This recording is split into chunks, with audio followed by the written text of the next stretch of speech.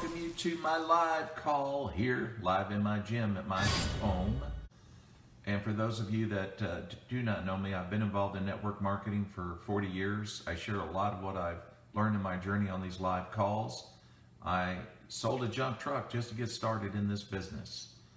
Put $200 into it, and that was almost 28 years ago. Been full-time ever since and love it. Here's the thing, I talked about what should we take credit for, right? How much can we, or how much credit should we take when it comes to what we've done in our business?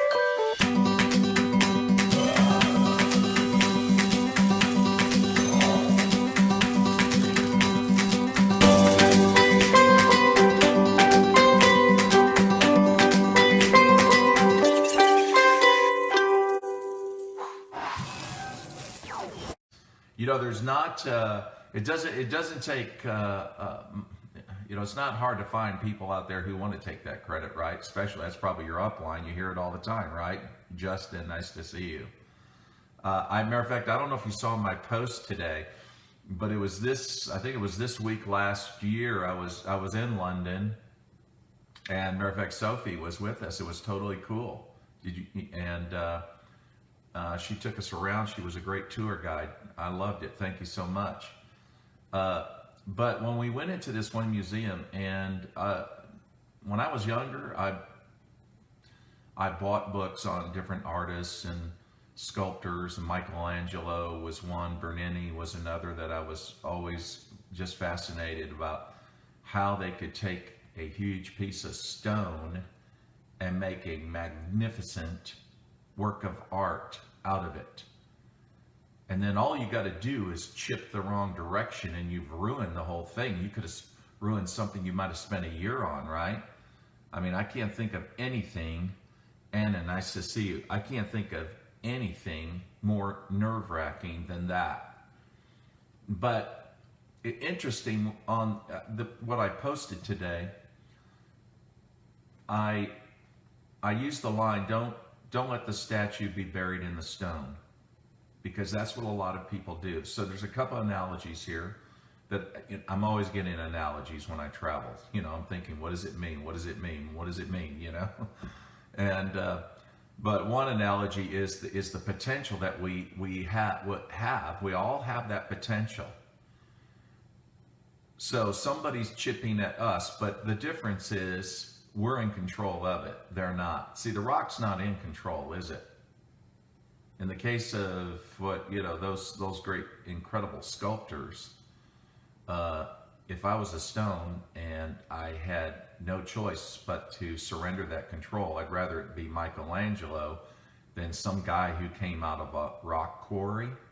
You get what I mean? That's right.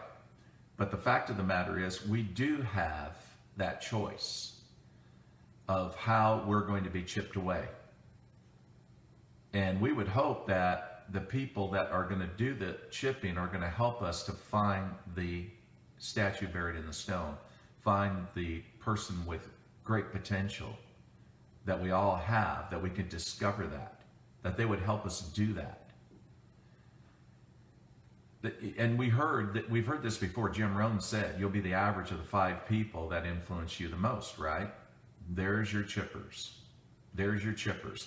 And I don't know where he actually got 5. I would say there's probably even more than 5 influencers. I would say that we have different mentors in different fields. We have different mentors in network marketing that we listen to. So I'm glad that you're here tonight, around the campfire with me and just, listening to what I'm talking about now. This is what was on my mind today. Tomorrow it'll be a different thing, but today this is what's on my mind. And so you're going to have mentors in network marketing. You're going to have mentors that are spiritual mentors, people that had impact in your life. You're going to have mentors in terms of family, maybe a couple that's a married couple, and you just think, oh man, they got the most awesome marriage, man, or they got the most awesome family life, and I want to model that. So those are influencers. Then you got some people that are just successful when it comes to money. They know how to manage it. They know how to use it. They know how to grow it. So those two can be mentors, influencers. And the thing is, so when Jim's talking about that, it doesn't necessarily have to be the people that you physically get together with. It's whatever you plug into. It's like with Tony Robbins. It's not like I would ever get any one-on-ones with Tony. I mean, I could. It cost me probably $1 million a session. I don't know what he charges these days. But I was glad that I met him in December. We had a chance to hug and talk. I thought that was cool. That didn't cost me anything, right? Anyway, but great experiences. But the fact of the matter is that, and especially now with being quarantined, like so many of us still are, even though they're opening up, a lot of people are going to still assume that, they're going to stay into, a lot of people into a more closed lockdown kind of situation. They're going to be cautious about going out. So if you're one of those that's cautious and you're going to spend more time at home and try to learn how to do your business, your networking business more from home, then just understand that a lot of your chippers, the people that are going to chip away at you, the people that are going to mold you, are going to have to come online, unless you use a DVD. Yeah. But it's going to be people that you're going to connect with online. You can listen to their audios. You can listen to or watch their DVDs if you wish. But your mentoring is going to come from a lot of those sources, and then maybe some of it might be live calls. It might be Zoom calls. It just depends on who you're connecting with most. The thing is, though, connect with the right ones. Connect with the ones that are really going to help you become better at what you truly are inside. I thought it was interesting that when Michelangelo was asked the question, after he did Moses, and somebody said to him, he said, how in the world did you become so great at what you do? And so he said back to him, he said, actually, I didn't do a lot. The only thing I did was take away the excess stone. And there it was, the statue that was buried in the stone. I just took away the excess stone. And there it was, Moses. Now, can you imagine that? How many great, awesome superstars in network marketing would have that attitude when someone said, man, how did you get to that pin level or achieve that success? And they said, you know what? All I did was help a lot of good people, and they made it happen. It's a way of deflecting glory when someone tries to. Nothing wrong with accepting praise. And I'm not saying to, act like the accidental leader, that it was an accident, what happened and all that, and I got to this level and I really don't know, but I don't send the checks back. I do keep them in my bank account. You know, here's the thing. Here's the thing. When I think about Michelangelo saying that, I just took away the excess stone. That's incredible. It's incredible that he had such a humble attitude about the whole thing, about his own success. He didn't make anything more about himself than he truly was. But even though today they worship the guy, right? The thing about it is about us, and I've seen this with our other leaders too. Somebody will say, "Well, I built an organization of 700,000 people." Really? You built an organization of 700,000, did you? Really? Wow. Man, how'd you do that? How did you sign up 700,000 at all? Yeah, how'd you do that? How'd you prospect 700,000? Well, I mean, I didn't do that. I mean, I didn't sign them up. I know what, and that's not what I'm talking about. Well, what are you talking about? See, here's the thing that even with my own success, you know, that I prospected my first 2 years, 72 people. Out of 72, 3 took it seriously. Now, that's what I can take credit for. My first 2 years. That's what I can take credit for. That means whatever those 3 did who took it seriously, whoever they sponsored, that's what they can take credit for. And the same goes for the people that are under them and the people under them, no matter how far you take that, no matter exponentially deep how far it goes, that's what we can take credit for. We're taking credit for the excess stone. And that's what we need to keep our minds on. Never let our egos get to us. Never let our egos or get to a point where we make it about ourselves. I mean, if we want to inspire leaders to stay with us, then that's the attitude they need to see. That they are valued, that we want to have an impact on them. We want to chip away. And that's the thing. When we look at our leaders or people that join our organization, do we see a stone? Is it a piece of rock? Or do we see the statue buried in the stone? People that don't believe in themselves. And right now, people are very challenged, right? Their attitudes, their beliefs, their faith. Do we see that statue? Do we help them discover who they actually could be? If you want to know why people are going to join you in network marketing, it's going to be that kind of culture that you create in your team. The kind of impact that you have when you get around someone, you prospect someone. And you make them feel good about themselves. Help them discover something in themselves. Say, you know, there's something I noticed about you. It's really true. There's a man downriver, and this is, I haven't even talked about this. But there's a man downriver. I was at his bedside, or got to the hospital on Saturday, a few minutes before he died. Good friend of mine.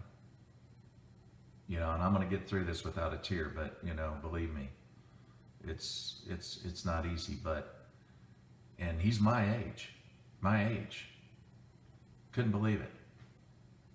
And, but long story short, I met him about just over 4 years ago.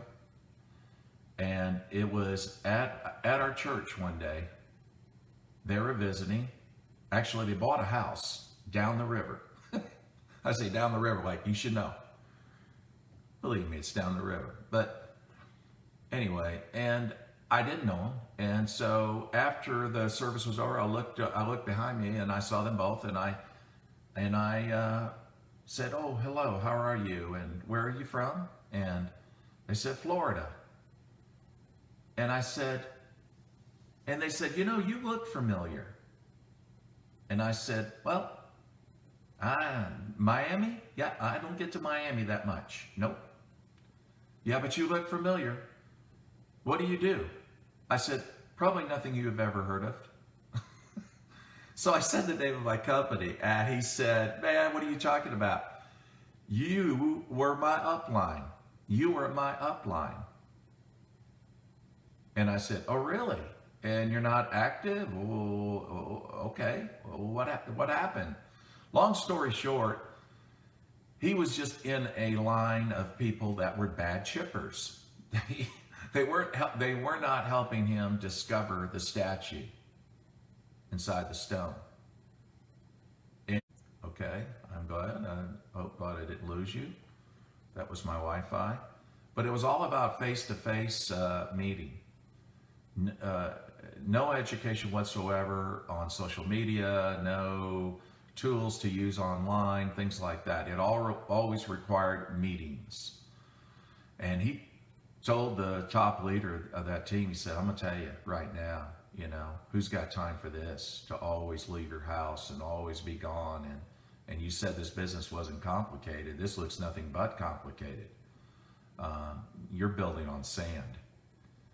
And so I told him, I said, and his name is Carlos. I said, Carlos, that's not the way I work. Okay. So what you're describing is what I do. And so I'm glad, you've moved here, and show me where you live, so, and I got to drive past his house to go home, because I always drive along that beautiful river. It just goes for miles and miles. Most beautiful river in the Smokies here. And he just, he loved to fly fish and all that, him and his wife, and just beautiful people. And so we got to know one another. And I said, now this is a unique man. This guy, he's originally from Cuba, but he's lived most of his life in the United States. But his wife's Italian. Just incredible people, beautiful people. Long story short, he decided to get back, and do it the way the way that I'm doing it. And just a great friend. But I can tell you something. There were times in my life when I was down and I really needed counsel. And, I can remember him, coming to my house. I remember one evening he came, he knows how to read me. And he just came out, sat on the deck with me and said, hey, let's talk, And he would say things like, Jeff, let me tell you something. Some of the things I really appreciate about you. And he would just, tell me those things, just as insights. Things that he would see. Such a smart guy. Such a smart guy. Thing was, he had blockage in his heart. He didn't know it. I certainly didn't know it. I wished I did. Because by the time that he got to the hospital, and he only lived a couple of days. The situation got bad. They had to induce coma. And, but his vital organs started shutting down. And of course, the sad thing about it was I couldn't go in the hospital because I wasn't family. His poor wife was there, staying there every day. And just one of those, and then finally she sent me a message, said, I need you to come fast. And so I was allowed to go into the hospital to his bedside and be there. And, that happened Saturday. But I'm going to tell you something. He's a good chipper. And those are the kind of people in life that, like I said, you need to surround yourself with. People that will help you discover things about yourself that you don't see. Sometimes we can be too critical of ourselves. And then we just think, I can remember this many years ago many years ago, when I used to think, maybe I'm not cut out for network marketing. It's just not, I'm not a salesperson. I'm not a public speaker. And the list went on and on and on. Thing is, if we're looking for what's wrong, we can find it. And conversely, the opposite is true, isn't it? But it's the chippers that help us find that. That's right. They help us find great things about ourselves that we can bring to this business and bring to people's lives. And that's really what it's all about. So those are my thoughts today. I just wanted to share with you that just when you look at people, don't be like so many in uplines I've had in the past in different companies, where they look at the stone Oh, that's all they see is the stone. Hey, go make me some money if you can. Look for the statue and look at it in your people. Look at it in yourself. And then make sure that you have the right influencers in your life, and make sure that you're a good influencer in your downline. Most important, most important. And then, when you got them, use them. I mean, use them in a good sense. In other words, when they have time available, take time for that. I'm glad, like with my friend here, I couldn't tell you how many parties he's been at my home. And sometimes I'd stop at his house. I'd bring his wife, him and his wife, $100 bottle of wine, just, I don't know, just a gift or something. I would just drop by wine from time to time, say, hey, I found a good Cabernet. I want to give you a bottle.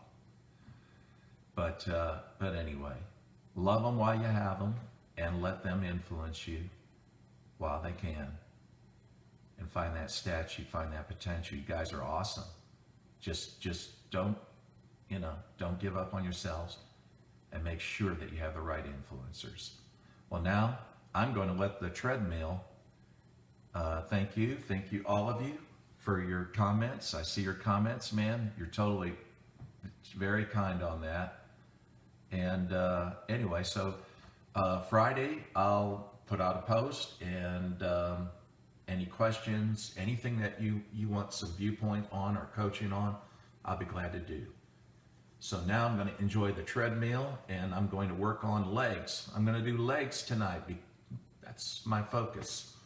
And then after that, I'm going to do the treadmill, or not the treadmill, but I'm going to go into the sauna, enjoy some Enya, listen to some soft music, meditate, Anyway, so thanks for getting on this call. I really appreciate all of you. Love you. Take care.